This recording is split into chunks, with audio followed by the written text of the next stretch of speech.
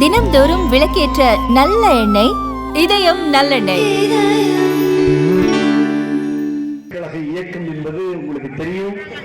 பேரறிஞர் அண்ணாவுடைய படத்தை, உருவத்தை தன்னுடைய கொடியிலே தாங்கியிருக்கக்கூடிய அந்த பாண்ட் என்று சொல்லக்கூடிய உரிமையை எடுத்துக்கொண்ட இயக்கம் அதிமுக இயக்கம். பேரறிஞர் அண்ணாவுடைய பெயரை அந்த கழகத்துடைய அந்த பெயரிலே தாங்கியிருக்கக்கூடிய இயக்கம் அனைத்து இந்திய அண்ணா திராவிட முன்னேற்ற கழக இயக்கம். அண்ணா இசம் என்பதுதான் அனைத்து இந்திய அண்ணா திராவிட முன்னேற்ற கழகத்துடைய கொள்கை. ஆக இங்கே மரியாதைக்குரிய அண்ணன் VRS இருக்கிறார்கள், மரியாதைக்குரிய அண்ணன் VCR இருக்கிறார், முன்னாள் சட்டமன்ற உறுப்பினர் அன்பு சகோதரர் நெடுஞ்செழியன் இருக்கிறார், முன்னாள் சட்டமன்ற உறுப்பினர் நார்த்தமலை ஆறுமுகம் இருக்கிறார். இங்கே நம்முடைய கழக நிர்வாகிகள் அத்துணை பேரும் இருக்கிறார்கள். எல்லோருக்கும் தெரியும். மூத்த நிர்வாகிகள் எல்லாரும் நீங்க கீழே இருக்கிறீங்க. நம்முடைய வட்டச்செயலாளர் இங்கே பாஸ்கர் இருக்கிறாரு, நம்ம சீனிவாசா இருக்காரு. மாறிவிட்டு வந்து கவலைப்படாதீங்க, முத்தத்தை முப்பட எல்லா பேரையும் சொல்லிடுறேன். ஒரே நேரத்தில் சொன்னா உங்களுக்கு போர் அடிக்கும், அதனால எல்லாரும் பேரையும் சொல்லிடுறேன்.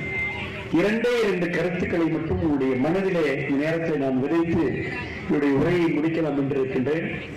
அண்ணா எப்படியெல்லாம் பேசுவார், எவ்வளவு அழுத்தமா பேசுவார், எவ்வளவு ஆழமா பேசுவார், எப்படி ஆங்கிலம் பேசுவார், எப்படி அடுக்குமொழியிலே தமிழ் பேசுவார், எதிரி மொழியிலே பேசுவார் என்பதையெல்லாம் பூவை செழியன் அவர்கள் ரொம்ப சிறப்பா சொன்னார். இடத்துல அந்த நாஞ்சில் மரியாதைக்குரிய PC அன்பழகன் சொன்னார், பாருங்க உங்க கூட்டத்தை எல்லாரையும் நான் ரொம்ப மகிழ்ச்சியில் ஆழ்த்துறேன்னு சொன்னாரு. ஒரு கன்னியாகுமரியை சார்ந்தவர், அதனால அவருக்கே உரிய சினிமா டைரக்டர் அவர், அதனால அவருக்கே உரிய பாணியில திமுகவை நன்றாக வறுத்தெடுத்து விட்டார். இருந்தாலும் கூட என்னுடைய ஒன்றே ஒன்று கருத்து என்று சொன்னால், பேரறிஞர் அண்ணா அவர்கள் நினைத்த ஆட்சி என்பது ஏழை எளிய மக்களுடைய வாழ்க்கை தரத்தை தூக்கி விடுகின்ற ஆட்சி தான் அண்ணா அவங்களுடைய ஆட்சி. அன்றைக்கு கூட பேரறிஞர் அண்ணா அவர்கள் லட்சியம் என்று ஒன்றை சொன்னார், நிச்சயம் என்பது ஒன்றை செய்து காட்டினார். ஆனால் அதை இன்றைக்கு செய்து முடித்த ஒரே ஆட்சி பேரறிஞர் அண்ணா அவர்கள் சொன்னது, 1 ரூபாய்க்கு 1 படி அரிசி, 1 படி அரிசியை 1 ரூபாய்க்கு கொடுப்பேன்னு சொன்னார்.